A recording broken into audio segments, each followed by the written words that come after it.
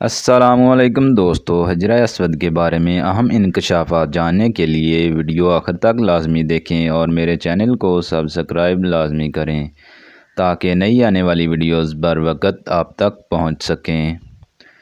دوستو، حجرہ اسود کا ایک عجیب واقعہ۔ تاریخ میں کم از کم 6 واقعات ملتے ہیں جب حجرہ اسود کو چوری کیا گیا یا اس کو توڑنے کی کوشش کی گئی۔ ہو سکتا ہے اس کے حوادث کی تعداد اس سے بھی زیادہ ہو۔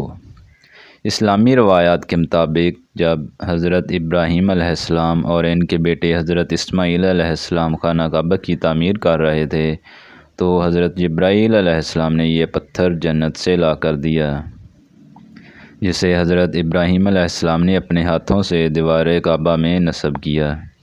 7 ذی الحجہ 317 ہجری کو بحرین کے حاکم ابو طاہر سلیمان کرامتی نے مکہ معظمہ پر قبضہ کر لیا۔ خوف و ہراس کا یہ عالم تھا کہ اس سال 317 ہجری کو حج بیت اللہ شریف نہ ہو سکا اور کوئی بھی شخص عرفات نہ جا سکا۔ انا للہ و انا الیہ راجعون۔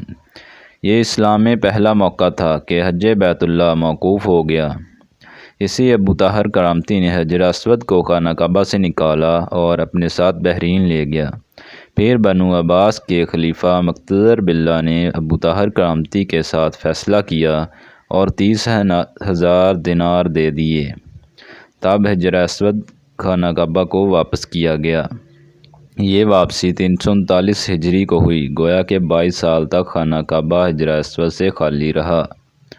جب فیصلہ ہوا کہ حجر اسود کو واپس کیا جائے گا تو اس سلسلے میں خلیفہ وقت نے ایک بڑے عالم محدث شیخ عبداللہ بن حکیم المحدث کو حجر اسود کی وصولی کے لیے ایک وفد کے ساتھ بحرین بھجوایا۔